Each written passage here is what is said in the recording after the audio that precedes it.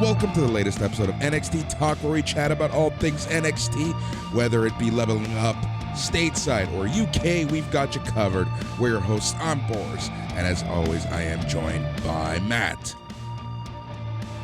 Bonjour! How's everybody doing out there? We hope you're doing well. Boris, I might have some egg on my face because we've debated a number of times on this show. I didn't think that there would ever be a time when the girl with pajamas would hold the NXT women's title, but Boris, it might happen. You might be right. I might be wrong. We could have the first ever pajama champion in WWE history. If I'm right, what would that make you again? Wrong? Incorrect? Thank you. Just wanted that on the record. Yep. Exactly. How you doing today, big homie? I'm doing good, man. Super busy week again. Like it's been nonstop, but you know it's chugging through. The weather is just absolutely awesome. I'm loving this weather because it's not on the overly humid hot side.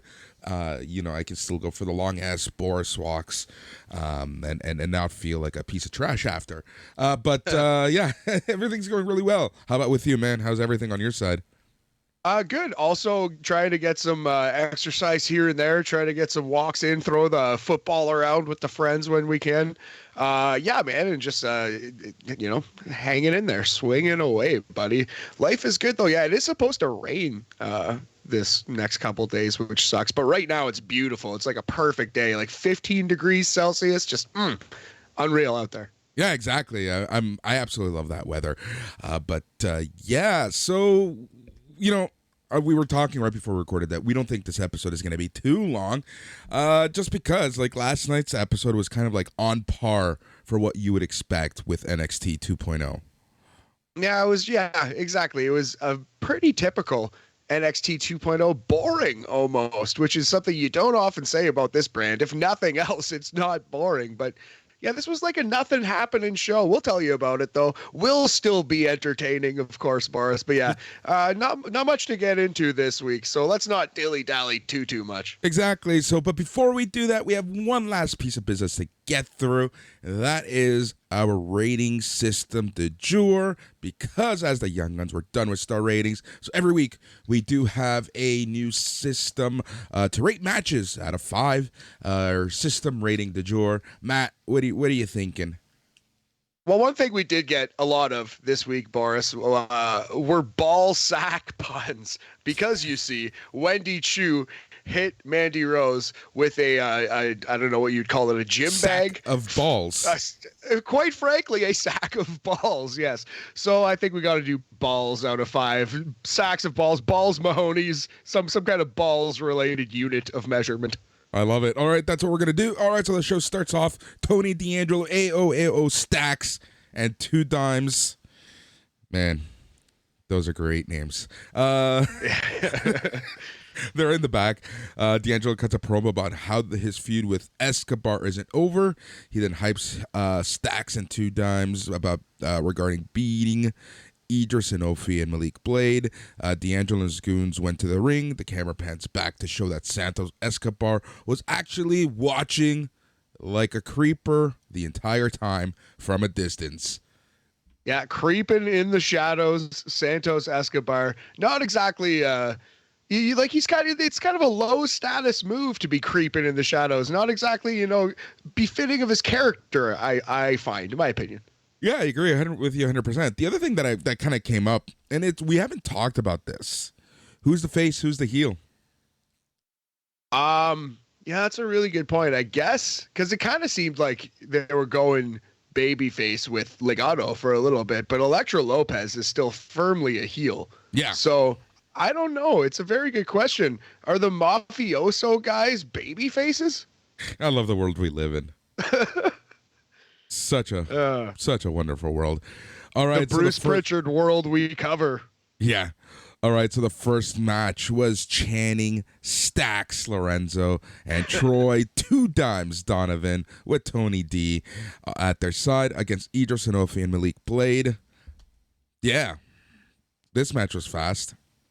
Yeah, it was a fairly standard WWE tag team match. And honestly, calling it an average match at this stage of the game in these four wrestlers' careers is actually quite a compliment to them. They went in there and they didn't particularly stink the place up. They didn't have a particularly great match, but it was a perfectly fine TV opener. And I thought Stacks and Two Dimes were a little better than I expected them to be, you know?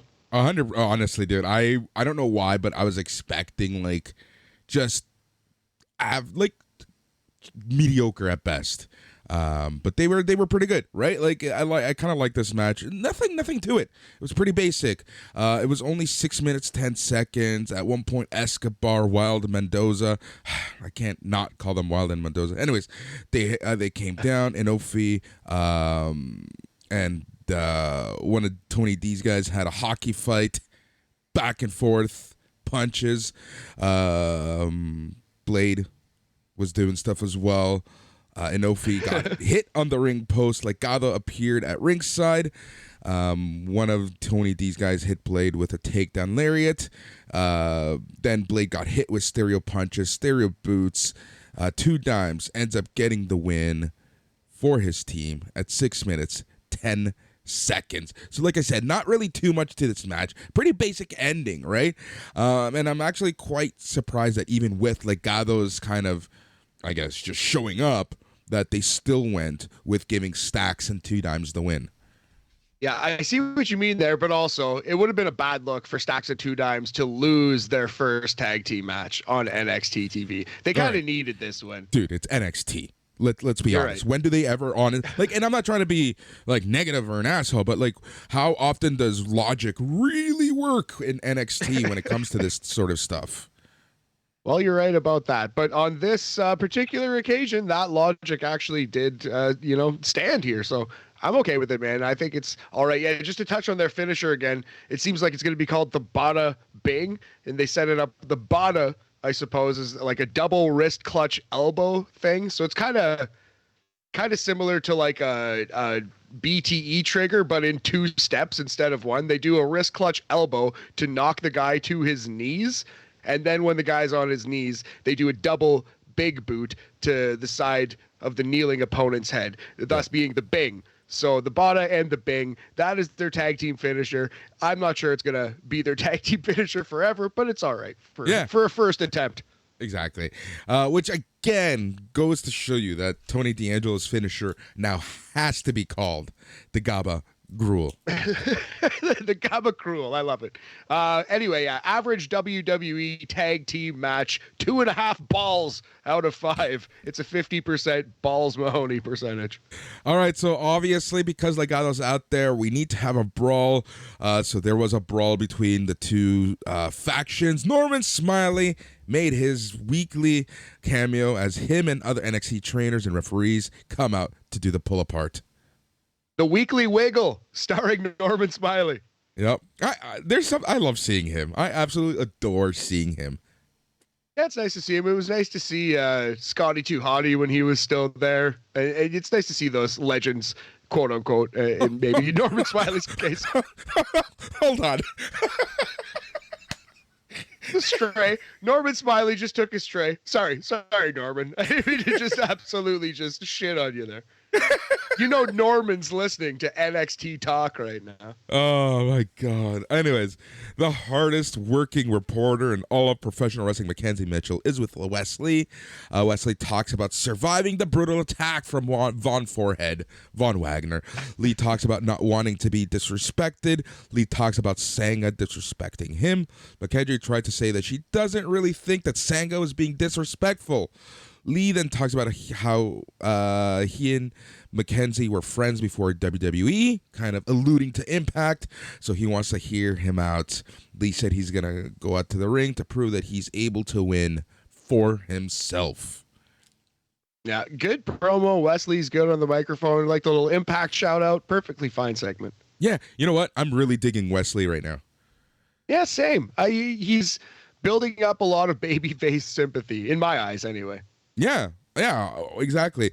All right, so the next match was Wes Lee versus Sanga. This match was even somehow shorter than the previous match, but I will give it this. While not the best overall match, it did move a story forward, which is something that I forgot to mention about the first match. And that's something that NXT, and I know we've said this, and I'm going to say it again, and I try to throw in positive chips when I can for NXT 2.0 because they're few and far in between. But one thing NXT does well is move stories forward. That's true. Now, whether the stories, it be good or bad. Whether it be good or bad. And that's the thing. So I mean, you're right. You're right, though. I guess we could compliment them for that. Although, if you're forwarding a boring, terrible story, is it really worth complimenting anyway? This wasn't so bad.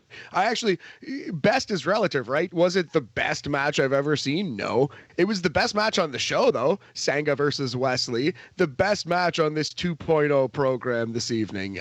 Brief as it was, Wes Lee took a heck of a licking, kept on ticking until the chokeslam was just too much of a lick, and nobody could continue to tick from such a lick. Jesus Christ. Sanga defeats Wesley. Chokeslam.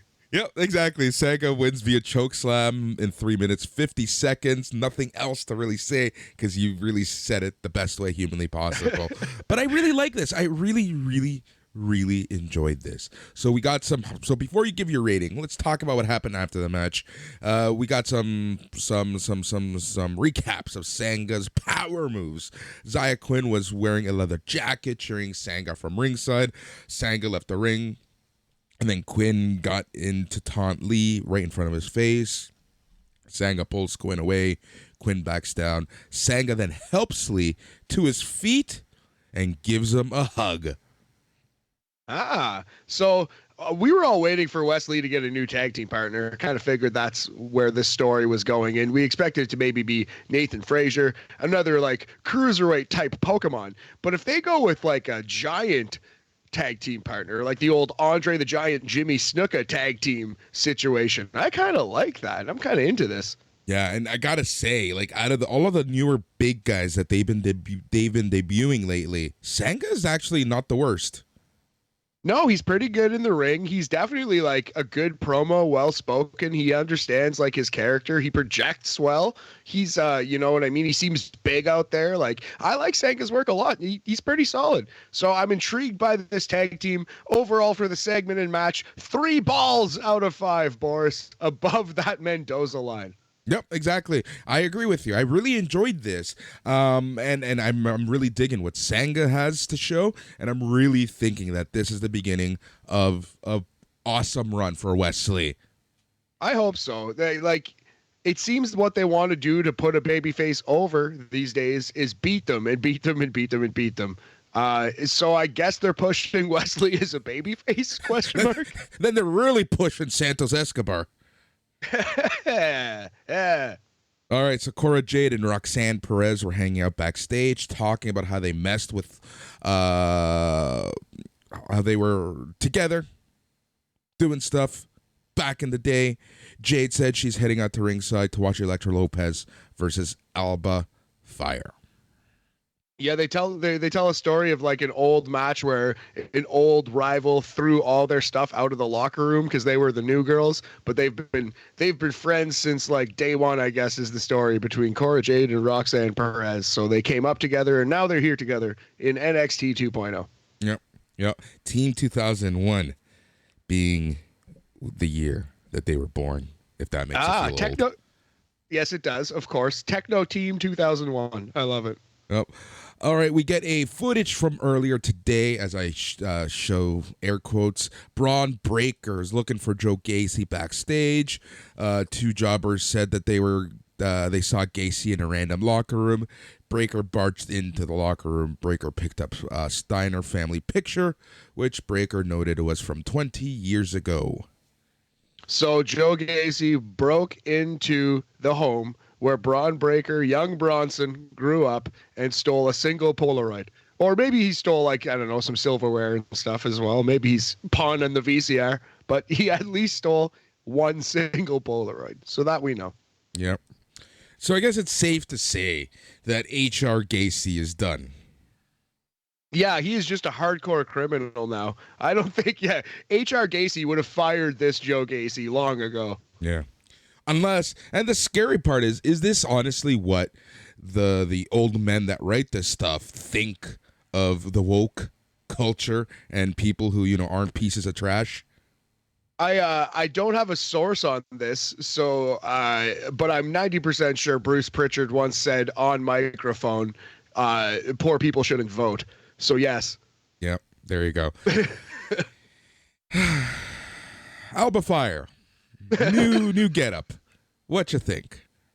Yeah, new look for Alba Fire, new hairdo. It looks like it's more fiery than before. I don't know, man. I think it's worse. I think it's worse than Kaylee Ray, which was an excellent character that got over everywhere. But they don't want her wrestling name to be so close to her real name, which is Kaylee Ray. So, yeah, man, it's worse, but it's not as bad as some of the character changes we have seen. I still like it much less than Kaylee Ray, though. Yeah. Yeah, whatever. We'll get into this at some point. Alba Fire versus Elektra Lopez. Again, very short match. Like, this is the one thing about this week's show, which kind of felt boring, is that the matches were just so short. Yeah, they were telling stories in the grand scheme of stuff and moving stories forward, but they were just super short matches. This match went a whopping 2 minutes and 50 seconds. Alba Fire comes back with a kick and a palm strike. Fire hits Lopez with a swanton bomb for the win. This little hair thing squeaking out. Yeah, man, great call. This was NXT Superstars. That's why this, like, at least in previous weeks, they've been trying again to have one really good match, be it like Grimes versus whoever, Carmelo versus whoever. I guess this week's attempt at having a really good match was the main event, Bron versus Duke Hudson. Didn't quite get there. Wes Lee versus Sanga was a good match. This was not a good match. God bless Alba Fire. Elektra Lopez is still pretty bad in the ring, but at least it was brief and the right person won cleanly, so I'm okay with it. But yeah, bad wrestling match overall. 2 balls out of 5, Boris. Elektra Lopez slaps Cora Jade's popcorn from her hands as she's watching from ringside. That conniving fox. Right? Wasted a perfectly good bucket of the popped corn. Yep. All right, so we see Damon Kemp. He tells the Creed brothers and Ivy now that Roderick Strong rolled his ankle in practice and can't make the match against Pretty Deadly. Julia said that Strong's injury better be big one because in Diamond Mine they fight through injuries. The Creeds talk about how they showed in their recent matches that they can fight through injuries. Kemp said he's just there to follow orders. Kemp walks away. Brutus said that Pretty Deadly always gets lucky. And then Julia said that their luck will run out at In Your House. Yeah, not the worst promo I've ever seen. You could tell all 4 of these performers were, cutting their first couple of promos, but there's been way worse in the history of wrestling. This wasn't Jeff Farmer or anything. It was a fine attempt. Yeah, exactly. They were given lines. They read the lines. They tried their best. Pretty much. All right, the hardest working reporter in all of professional wrestling, Mackenzie Mitchell, interviews Fallon Henley and told her that she has a bye to the finals because Nikkita Lyons got injured. Let's stop there. Yes. So this has got to be a worked injury and not a shoot injury, right? Like, I don't know. To me, this is kind of lazy booking. Don't put Nikkita in the tournament at all if you're just going to take her out. But also I don't know. It's a choice. It's a decision. I feel like it's maybe a last minute decision. I feel like they kind of booked themselves into a corner and came up with this. What do you think? I don't know. I honestly don't know. I have zero opinion on this. Just because, like you said, like if this is a work, it's lazy booking. If this is legit, that's fine. It did come out of left field. So yeah. I don't know. To me, it's not even a question of, is this a work? To me, it's for sure, 1,000,000%. I'm certain it's a work. To me, the question is, did they decide to do this last minute, or was this the plan in the tournament all along? And I think if it was the plan, it's not the worst plan, although it does, at this moment, feel unsatisfying. You know what I mean? Well, this is the thing, right? Like, at the end of the day, the way the brackets were looking was like we were going to get a Nikkita Lyons and Roxanne Perez finals. This kind of avoids that situation. Yeah, absolutely. Absolutely it does, which I guess is smart if you don't want to do that match right away, because those are basically your 2 strongest babyface women candidates. Yeah, Exactly. So we'll see. We'll see what happens. All right, so Fallon said she wishes the best for Nikkita. Briggs and Jensen were there being insults on the corner. Briggs talks about how Jensen's hand is still injured. Tiffany Stratton shows up, said that it's not fair that Henley isn't earning her way to the finals. Fallon said she's totally down to fight her way to the finals and would even fight Stratton. Yeah, so, it's funny how subjective wrestling is. Our friend Bob Kapoor, whose opinion I very much respect, he knows his wrestling's been a fan for a very long time. He didn't have nice things to say about this promo. I thought this promo was, pretty dang great. I thought it was the best promo of Fallon Henley's career, and you could talk me into it being one of the better things on the entire show. I thought Fallon did a great job here. Yeah, it was okay. I agree with his statement of she was reading out lines as fast as she can, but I've seen a lot worse ways to read out lines, i.e. the previous promos. Right. To me, she seemed angry. She seemed fired up. I bought the delivery. But hey, wrestling is in the eye of the beholder, Boris. Things that I like, other people might not. Exactly. All right, so Roxanne Perez versus Lash Legend in a semifinal match. You can really see. Of the NXT Women's Breakout Tournament. You can really see how good Roxanne Perez is. The deep chasm in between the ability of Roxanne and the ability of Lash Legend. But also, Lash Legend's improving. She's an excellent athlete. She could be a star in this business. But Roxanne Perez is she's ready. She could be on the main roster tomorrow. There's nothing that she lacks right now. Yeah, exactly. 3 minutes, 20 seconds. Another very short match. Perez gave Lash a series of drop kicks and an axe handle strike. Perez hit Lash with a Luthez press. She goes for the leg sweep, but Lash reversed it into a leg sweep of her own. Lash then went for a power bomb, but Perez reversed it with a pop rocks. That's what she's calling her code red. A pop rocks. The Pop Rocks. I love it. Yeah, she's been calling it that for a couple of weeks now. But yeah, a clean 3 count. 1, 2, 3 on Lash Legend. Roxanne to the finals of the Women's Breakout Tournament. Herculean effort by Roxanne to make this 3 minutes watchable. Yeah, exactly. What else can we say about this match?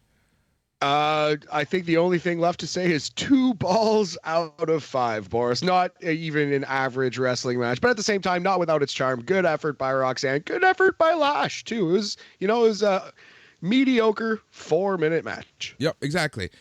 Lash Legend is improving. Roxanne Perez looks great. What more can we say?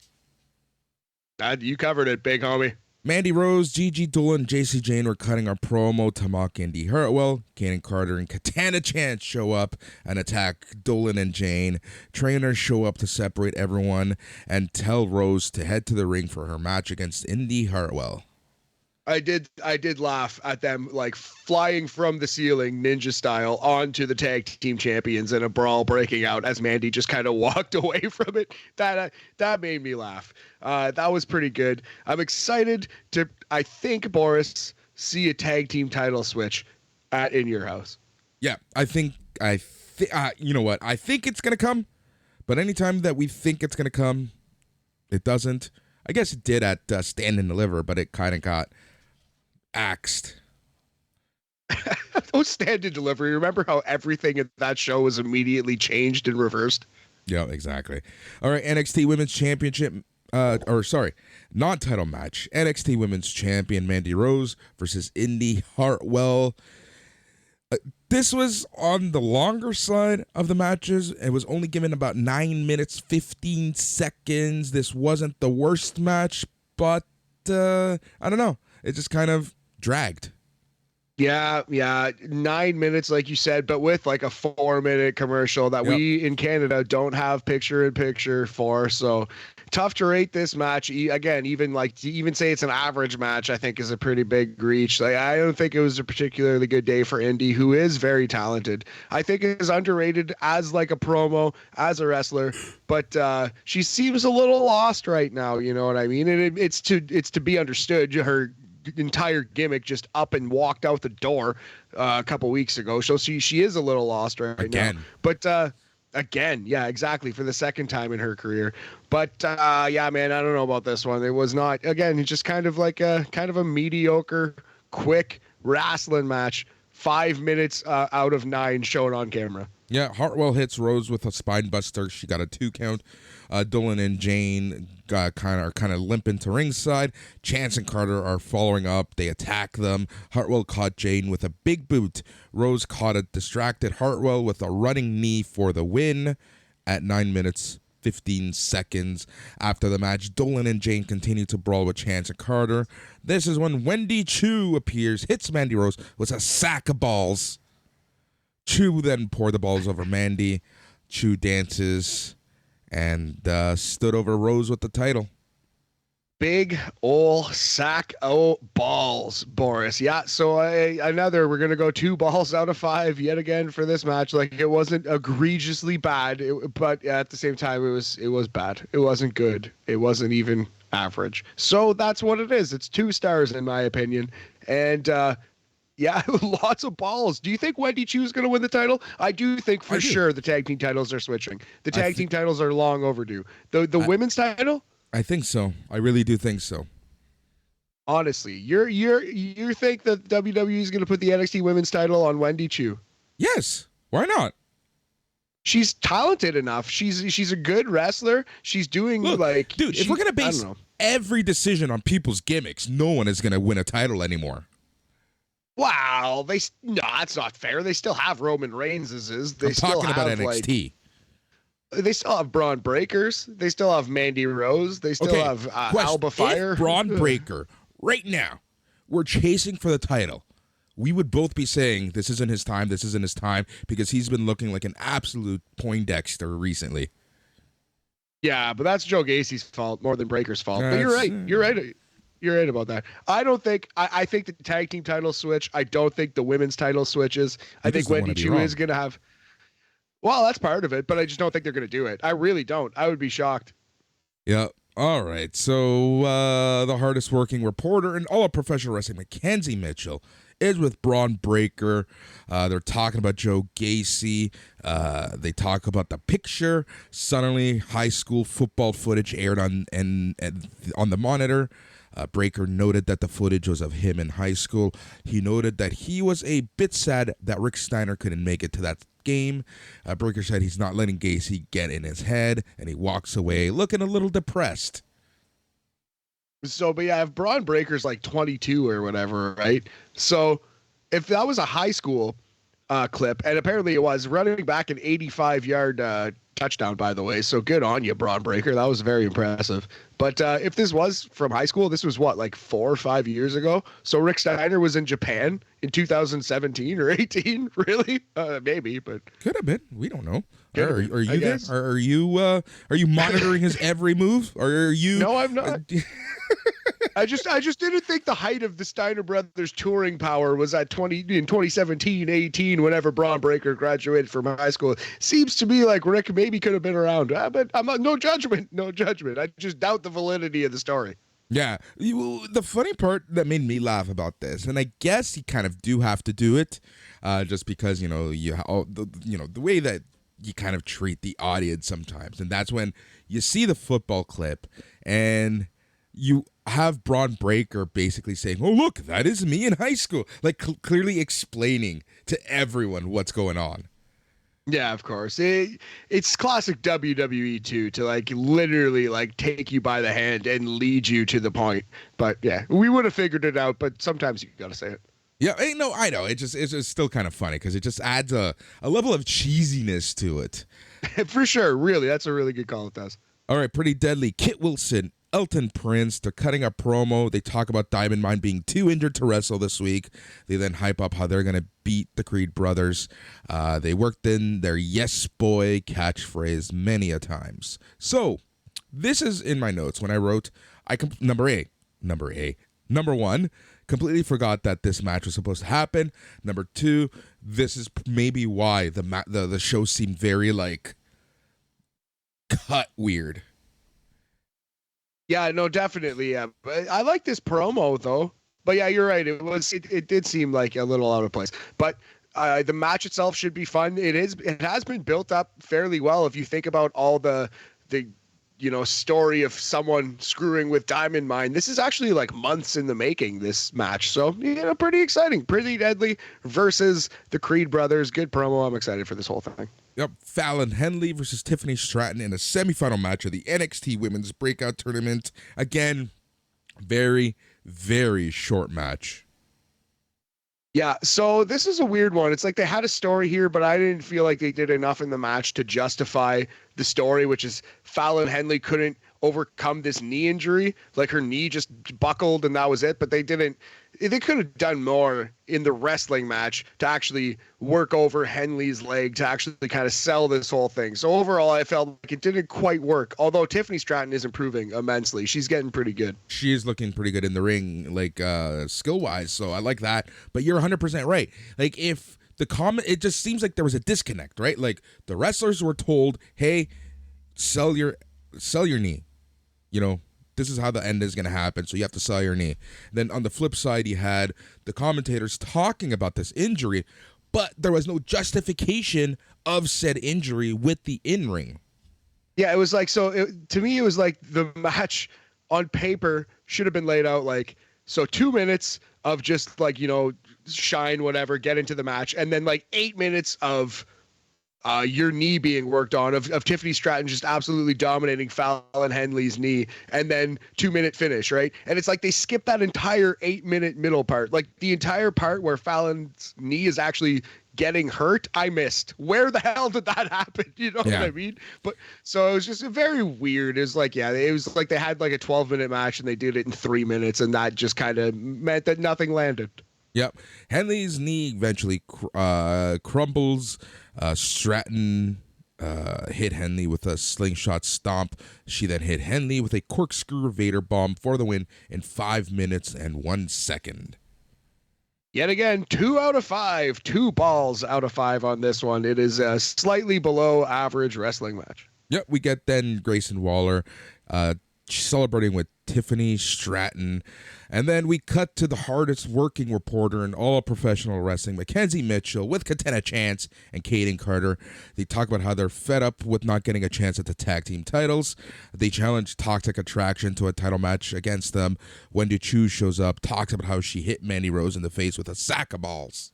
She talks about how she's going to go after the NXT Women's Championship match. Mackenzie Mitchell kind of then sends the show to a hate video for Ikemen Jiro and Von Forehead.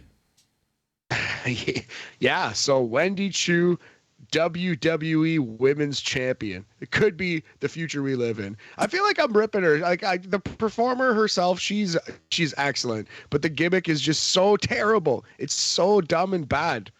Yeah, well, that's the world we live in. Yes, it is. We see a Taya Hall vignette. She talks about how she's graduating high school tomorrow because of age, not IQ. She said her best friends want her to be teachers, nurses, marketing executives, but she wants to be in WWE. She said she got accepted into schools like UCLA, Dartmouth, Princeton, Brown. She says she's up to the challenge of attending college while also being able to train at the Performance Center. She says she'll choose her college on NXT next week. Yeah, so Declaration Day for Thea Hale. That's a pull. That is a pull.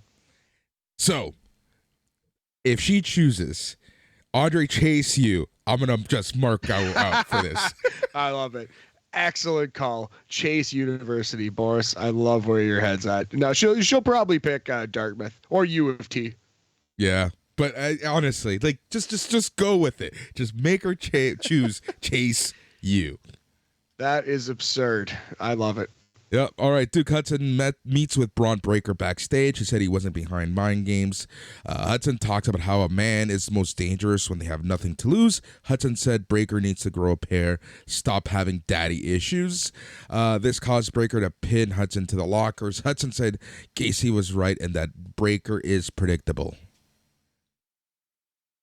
Yeah, Duke Hudson, fine promo. This was every backstage segment you've ever seen in WWE. Yep, so future tag team, Cody Rhodes and Bron Breakker, daddy issues connect. Adrenaline in my soul. Von Wagner with Mr. Stone versus Ekman Jiro, 4 minutes, 13 seconds.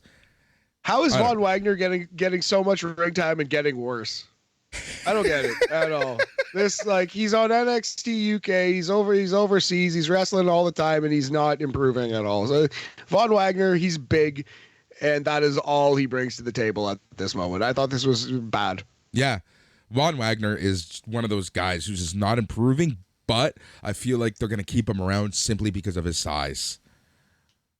Well, size, pedigree, and legitimate sports background. That's like the 3 pillars for WWE right at this moment, right? So Wagner tangles Jiro in his jacket for hockey punches. He hits Jiro with a twisting Death Valley driver for the win.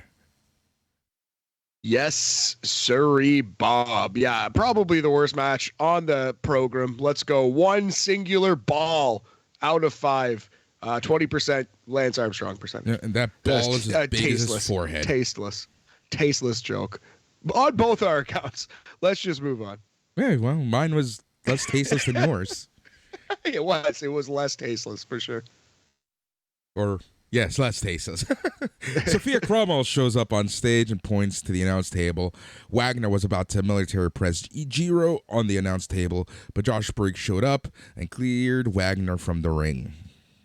Yes. Couldn't call it tasteful, Boris. Less taste less. So are we getting one member of the Incel Express versus Von Wagner right now? That's where we're going? Hey, Haas you know what? v. Haas? If it's anyone, it might as well be Briggs. That's fine. Von Wagner has been bullying little guys his entire NXT 2.0 career, so I'm okay with Von Wagner versus pick on someone your own size kind of match. Von Wagner versus another big guy. I'm okay with it. Yep. All right, Tony D'Angelo and his crew were interviewed. D'Angelo talks about how Legado and his mob are at war and will settle it at In Your House. D'Angelo talks about how he's going to bring the fight to Legado turf and how he's going to give Santos Escobar an offer he can't refuse.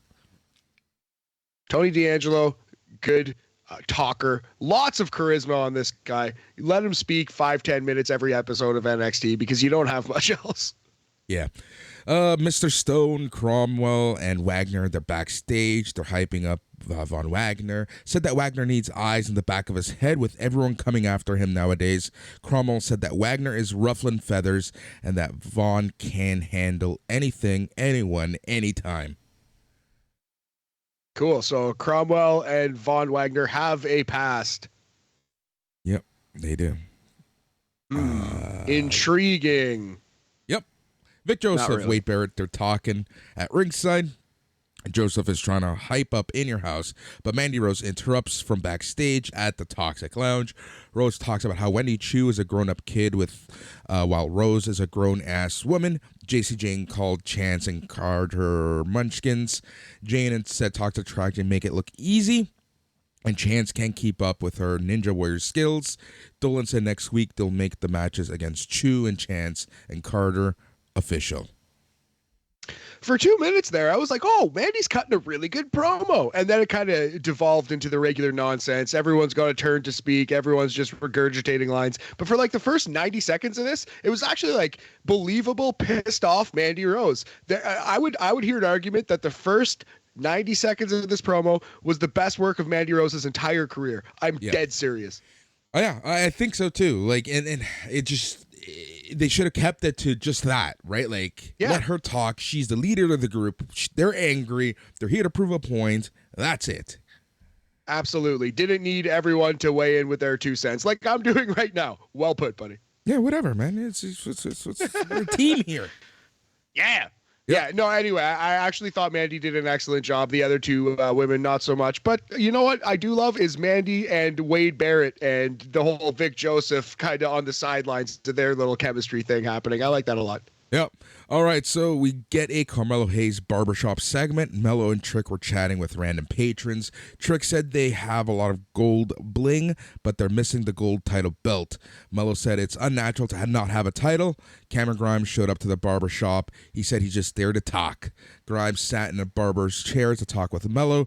Grimes talks about how he and Solo crushed Trick and Mello last week, and Mello was saying it was Grimes being lucky. Mello said Grimes doesn't deserve the championship. He said that Grimes doesn't hold or rock the title the way that Mello holds and rocks the title. Mello said that Grimes isn't the A champion. Grimes said that Mello is right. He was a champion. Mello said that Grimes is just a title holder. Grimes hypes up a match between him and Nathan Frazier for next week and prep for the match against Mello. Grimes leaves as Mello ends up getting his haircut. Quite enjoyed this. One of the highlights of the show, for sure. One of the best things on the program. I'm excited for the match. It's a big week for Cameron Grimes next week because he's got Nathan Frazier and he's got a big premium live event match with Carmelo Hayes. And that could be a way to remind people just how good Cameron Grimes is. So I think it's a big week for Cameron Grimes, he's got to be nearing the end of his NXT career, no matter what happens. If he gets called up, if he gets fired, whatever, like he's been there a long time. And with this turnover that they're talking about, I think he's got to be nearing the end of his NXT run. Yep. All right. We get a promo for a new wrestler debuting. He's Italian. Talks about his culture and fashion, and his name is Giovanni Vinci. You think this is Fabian Eichner? I think so. I really do think so. Giovanni Vinci. It's like they literally like just use a program to name the ethnicity of the character. Yeah. You know? Random Italian name generator for sure. Yeah. Yep. Oh, well, but I like this, right? Like, this was pretty cool. And we'll see who it ends up being and all that fun stuff. Yeah, it was a typical vignette. I am guessing Fabian Eichner just because he's an Italian on the roster that needs a new gimmick. So, yep. Joe Gacy and his Druids were at the Crow's Nest as we set up the main event of the night, which was Bron Breakker versus Duke Hudson in a non-title match. Yeah, another just like kind of just their typical match with a lame, terrible WWE style finish. Yeah, it was pretty bad. The ending, like, I don't understand why they couldn't, like, this is your champion. Give him the win. Absolutely. They had to protect Duke Hudson. No, it wasn't that they were protecting Duke Hudson. What they were doing here was trying to sell the stipulation that Bron Breakker is a little bit of a hothead. And if you get under his skin, he can maybe get himself disqualified. So you're supposed to add intrigue to the main event of In Your House, which is just a terrible stipulation, and it's not going to work. Yeah, Hudson dumps Breakker to ringside. Gacy and his Druids were nearby at that point. Hudson tossed Breakker into the steel steps. He got a 2 count after some ground and pound. Hudson went for a Steiner recliner, but Breakker escapes. Hudson used a throat punch to escape Breakker's Steiner recliner. There wasn't a quick overrun. Breakker backdrops Hudson for a couple more moves in the offense. He gets the shoulder tackle, a power slam. Breakker dumps Hudson to ringside with a lariat. He starts staring at the Druids for a bit. He beat up the 2 Druids at that point. He takes a steel chair from Hudson. Joe Gacy got on the apron. He ducks a chair shot. Hudson then taps Breakker on the back. Breakker hits Hudson with a chair for the DQ. So spotty disqualification rules aside, I get what they were trying to do. But didn't the Druids run into the ring? Like, weren't they like not thrown, but they didn't touch I guess. Yeah, right. So it's not. So you are allowed to just run back and forth, run laps in the ring. Oh, that changes from show to show. But yeah, it's just whatever. It's a small nitpick on a very dumb thing. We could pick a lot of nits while we're here, but let's not bother. This was bad, but not as bad as some of them. And I'm not excited to see this match. I don't care about this story. It's crazy that they're trying to headline a premium live event with this gimmick. I think it's not working at all. Yep, I agree with you there. But like, I don't know. I feel bad for Gacy and Breakker because if they allowed them to just go out there and do their thing, this would be so much better. And I kind of feel like Breakker is safe. Breakker is Breakker. He's a Steiner. He's big. He's going to be a star, even a mid-card star, but he's going to be something on the main roster. I feel for Gacy, because this is the sort of stuff that can really kind of ruin him in preparation for any possible move. It can kind of, if the premium live event match doesn't go well, or if the reception isn't good because of the shitty story, then I feel like the blame is going to be put on him. I think so, man. But yeah, it's got to go on someone, and it's not going to be Bron Breakker. It's not going to be Bronson Rechsteiner who gets derailed by this. I think you're completely right. But hopefully they do get in there. They do just have a good match. They do just kind of tear the house down, let them kind of do what they can do, and we forget about how bad the story was leading up to the match. That's honestly at this point the best we can hope for. That seems to be, the main roster, that is. Lead up to pay-per-views, kind of shitty. Pay-per-views themselves, pretty entertaining. I hope this is the case. Yeah, I think that's our best bet. But yeah, so mediocre show, mediocre match, 2 balls out of 5, 2-star show, 2-star match, not much time for it. Don't go back and watch it. Yeah, that's the thing. Really, it did move stuff forward. We have now, a tag team match for In Your House for the women's tag team. We now have, for sure, know that it's going to be Wendy Choo and Mandy Rose. They've kind of moved this whole Breakker Gacy story forward. The women's breakout tournament went forward. So again, while not the best, things moved along. Yeah, sometimes you got to get from point A to point B, but yeah, it's just not something you need to go out of your way to see. Save it for In Your House on Saturday, June the 4th. Yep. I believe. Yep. All right. Yep. All right, let's go chat some NXT UK. Jolly good.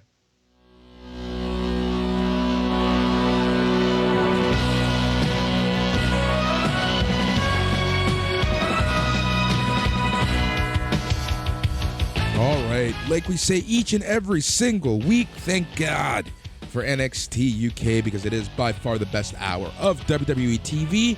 And this week, I would say that was for sure the case.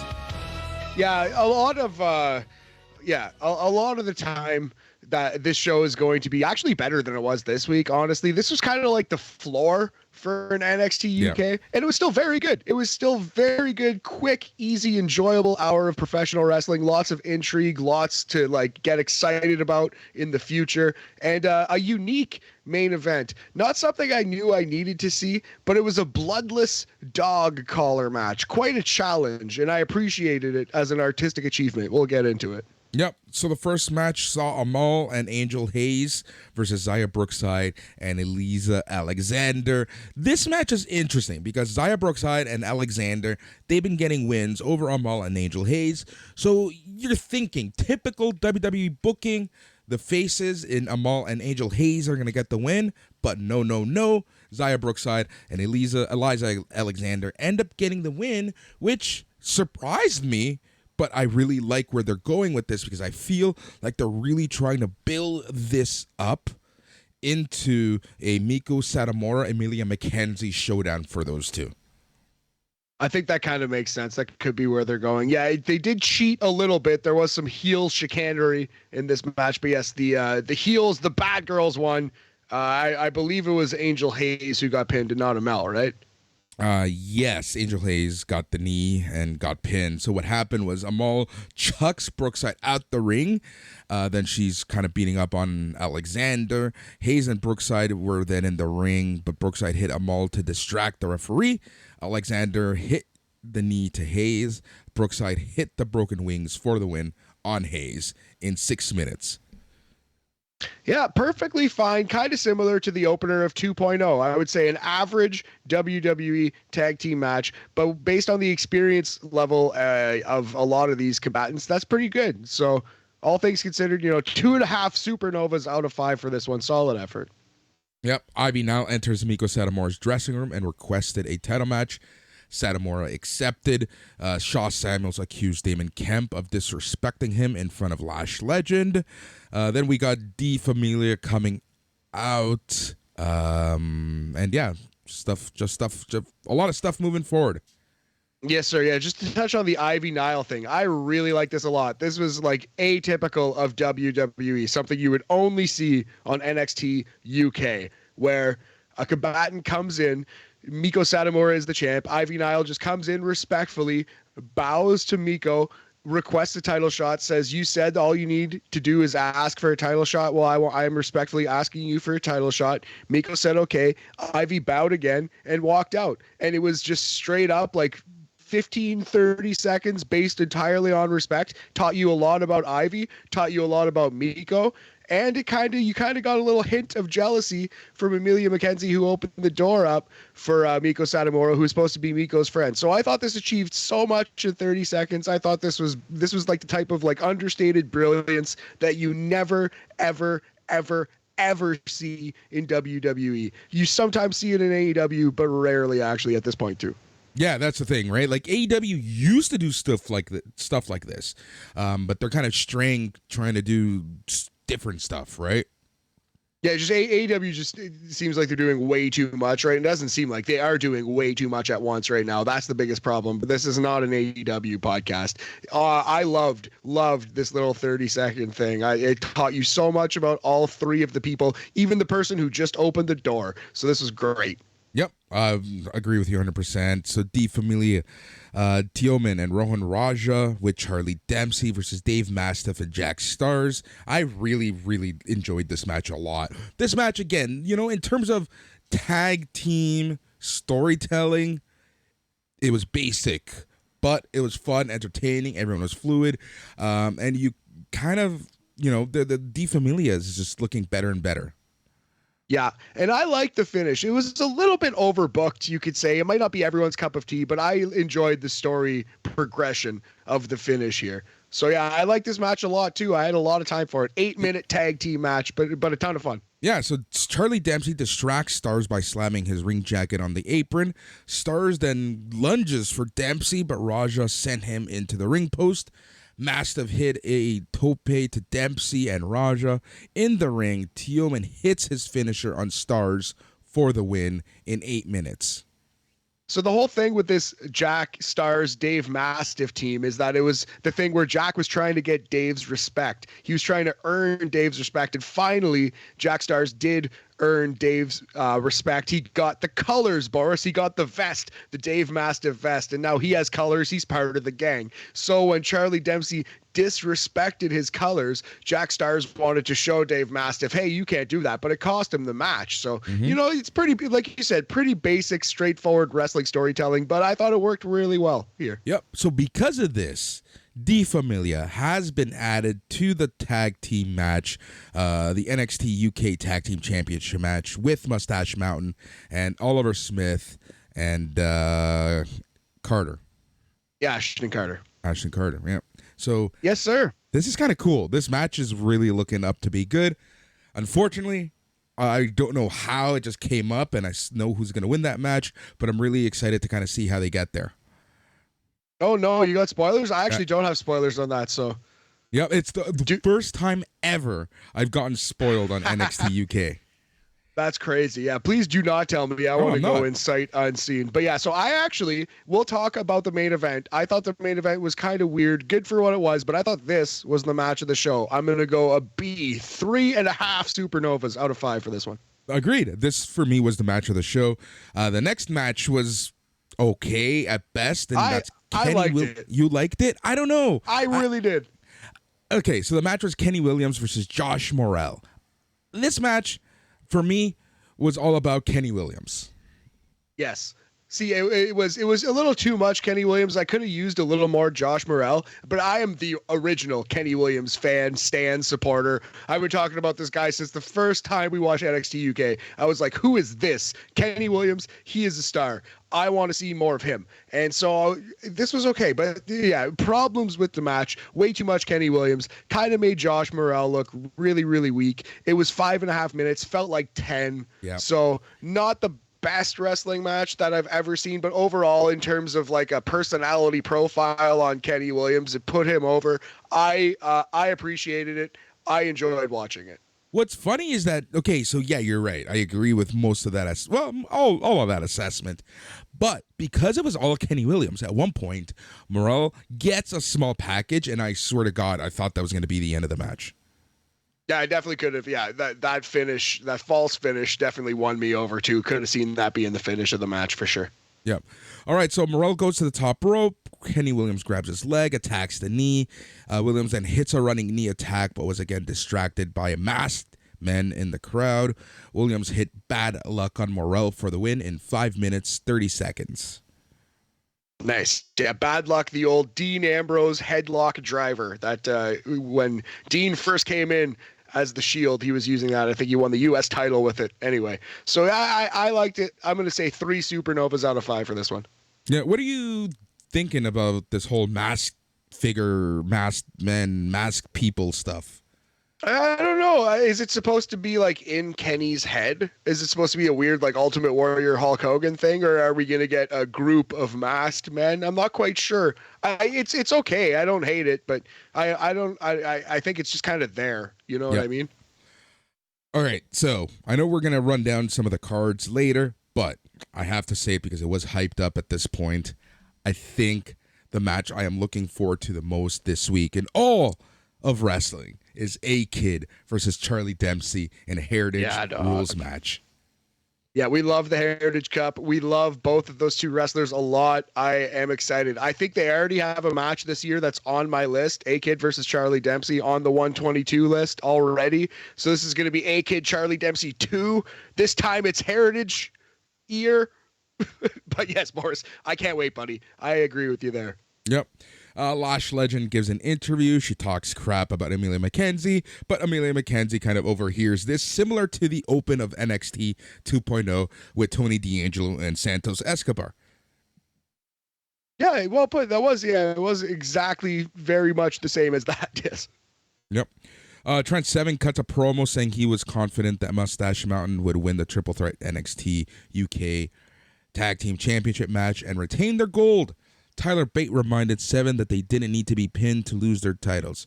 Seven said he was wise and suggested they talk tactics. Yeah, talk a little techers as they go away. It'll be interesting to see when they pull the trigger on this, because we thought it was going to happen 3 months ago. So they're really, really milking this story, but in a good way. Yep. All right, main event time. The bloodless dog collar match between Eddie Dennis and Wild Boar.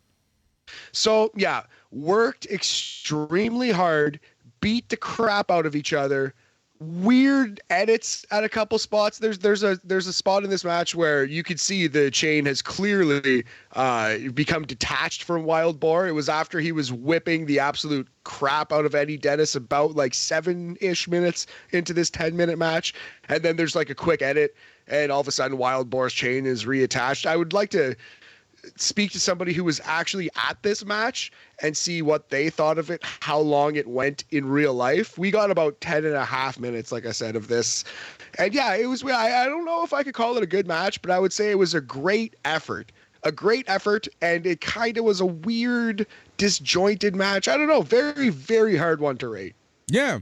I think the edits and at least for us, the obvious edits, it took me out of the match. It reminded me, hey, this is pre-recorded and we're not seeing the entire match. Yeah, same. I agree with that. But like, let's not undersell the brutality. These guys beat the piss out of each other. The finish spot especially, it's one of those things where like you know wrestling is quote unquote fake, but like that would hurt like hell. The finish of this match would have hurt. Even if it's like a weaker, like aluminum chain, that's still going to really, really hurt. Yep. Wild Boar whips Dennis with the chain before hitting a powerbomb. T-Bone Primate come out. Boar speared T-Bone into Primate. Boar then hits a spear on Dennis and looked like he had the win until Primate hit a diving headbutt to break up the pin. Boar sent Dennis into Primate. Boar used the chain to lock on a crossface with the whole chain wrapped around Dennis's face. He ends up tapping out in 10 minutes, 20 seconds to win the dog collar match. Yeah, so originally gets him in the crossface with the chain just in his mouth, and that's not enough for Eddie Dennis to quit. So he wraps it all around his face, like deep into the sides of his eyes, and he's pulling up on it. That would have hurt so bad. I don't care what that chain is made of. That would have actually hurt. It looked like pretty painful. But yeah, I liked the decisive finish. I liked it was like, to me, it's like a 2-star match, but a 4-star effort. Like, these guys really, really worked hard. So I'm going to split the difference, and we're going to say 3 supernovas out of 5 for this one. You know, I think that seems fair. I think that's super fair. Like, the match, a collar match on TV is hard to pull off. A collar match on TV without blood is super hard to pull off. Yeah, a collar match on TV without blood on the network with edits is damn near impossible to make look good. Exactly. And I'm not sure if they did quite make it look good. They almost did. They were, you know, maybe. I think it's going to come down to your personal preference on this one. But yeah, so I don't know. It was a strong effort in the main event from these two wrestlers who beat the absolute tar out of each other. Crazy. Yep, exactly. All right, so that was NXT UK. Again, not the worst show. Not, you know, again, I think we're coming off of that huge match from last week, the Dragunov Jordan Devlin match. And then this week, we have the Heritage Cup Rules match, which I'm just beyond looking forward to. Charlie Dempsey, like, come on. How can we not look forward to that match? So this was kind of stuck in the middle. And it was just like, I felt like the competitors of the main event had an uphill battle. I think that's fair. Yeah, absolutely. Hey, but you know what? End of the day, liked it more than 2.0. Thought it was better than that. So a fun hour of WWE programming, to be sure. Yep. All right. Do you want to do your best Excalibur impression as you run through some cards? Oh no, I'm out of water. Okay, let's do it. Upcoming NXT shows, starting with UK, May 26, 2002. We have Heritage Cup Rules, A-Kid versus Charlie Dempsey. Also on that show, Amelia McKenzie versus Lash Legend. NXT 2.0, May 31st, 2022. We have Cameron Grimes versus Nathan Frazier, Cora Jade versus your girl, Elektra Lopez, and the Women's Championship Summit. Boris, NXT UK, June 2nd, 2022. We have Sam Gradwell versus Von Wagner and possibly the Triple Threat Tag Team match. That's coming up soon anyway. And NXT 2.0 in your house, Saturday, June 4th, 2022. We have North American title, Cameron Grimes versus Carmelo Hayes. Men's tag titles, Creed Brothers versus Pretty Deadly. Women's tag titles, Toxic Attraction versus Katana Chance, the former Casey Catanzaro, and Kaden Carter. Damn it, I was going so well. NXT Women's title, Mandy Rose versus Wendy Choo. NXT title changes hands on a DQ match. Joe Gacy versus your champion, Bron Breakker. And somewhere in there, not yet announced officially, the finals of the Women's Breakout Tournament, which is Roxy versus Tiffany Stratton, Daddy's girl. Yep. Man, you know what? The In Your House card doesn't sound too bad. Yeah, it's all right. I'm excited for the tag team title match. I think most of all, actually, which is a North American title 1, tag team title 2. And I think the Tiffany Stratton on her, like how she's improving so much with someone like a Roxanne Perez, Roxy in the ring, I think that match is going to surprise a bunch of people. I hope that ends up on In Your House and they give it a good 10, 12, 15 minutes in the ring. I hope so. Agreed 100%. All right, man. So that is the show. That is NXT Talk, where we chat about all things NXT. There is a bunch more coming at you on the SNME network. But without further ado, I think we're going to call it a day. He's Matt. I'm Boris. Till next time, be tranquilo. Go follow the TikTok and hit the heart button on a couple of them videos. Yeah.